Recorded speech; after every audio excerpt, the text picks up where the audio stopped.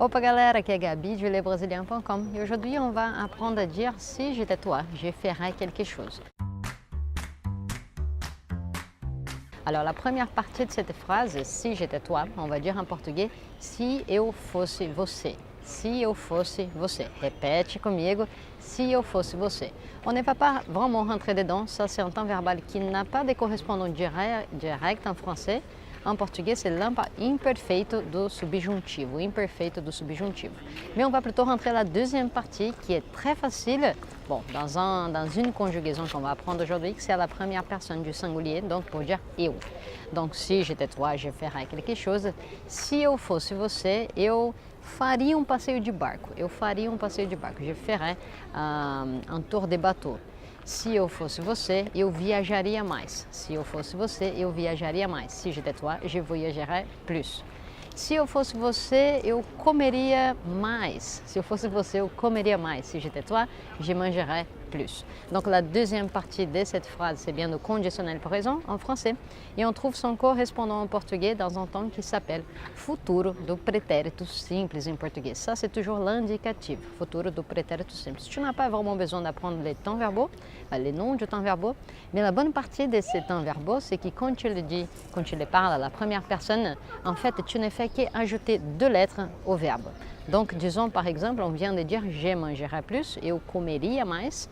Tu prends le verbe à l'infinitif, comer, comer, et tu ajoutes ia, eu comeria, eu comeria. Donc, si tu veux dire j'écrirais, eu escreveria, escrever, tu ajoutes ia, escreveria, escreveria. Si tu veux dire viajar, comme on a vu dans l'exemple précédent, eu viajaria mais. Voyager, c'est viajar, tu ajoutes IA et voilà, tu parles au conditionnel, tu peux commencer à parler des choses que tu aimerais faire et que tu ne fais pas encore. La bonne nouvelle ici, c'est que ça marche pour tous les verbes réguliers. C'est vraiment, tu ajoutes IA à la fin et ça marche pour tous les verbes réguliers. Et ça marche aussi pour pratiquement tous les verbes irréguliers, sauf trois, que c'est trazer, dizer et j'ai oublié l'autre, c'est pas grave. Trazer, dizer et fazer. Ces trois verbes, il faut mémoriser, je vais te dire ici. Donc, fazer, ça devient faria, eu faria. Je ferais, dans les conditionnels, eu faria. Trazer, traria. Et c'était quoi déjà l'autre? Fazer, dizer, on va couper ça parce qu'il faut que je me rappelle. Et pour tout le reste, tu prends le verbe à la base, sans aucune conjugaison, tu ajoutes IA et voilà, tu parles au conditionnel présent en portugais et tu peux parler des choses que tu feras. Et aussi, c'est la même chose pour la troisième, qui est aussi la deuxième personne du singulier en portugais. Donc, quand tu vas dire tu, il, elle, on, você, ele, ela, a gente, c'est tout conjugué de la même façon que j'ai.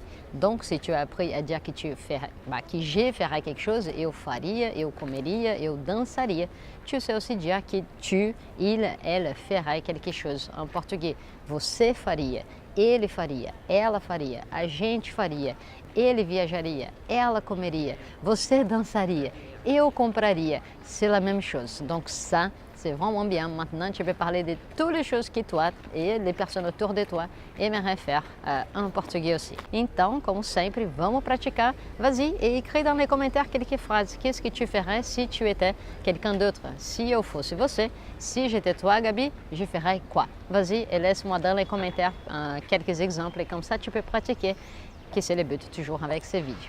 Então, a gente se vê no próximo vídeo. N'oublie pas, si tu as aimé cette vidéo, tu sais quoi faire? Clique j'aime, partage avec un ami qui apprend le portugais brésilien. E a gente se vê no próximo vídeo, pessoal. Um grande abraço. Tchau, tchau.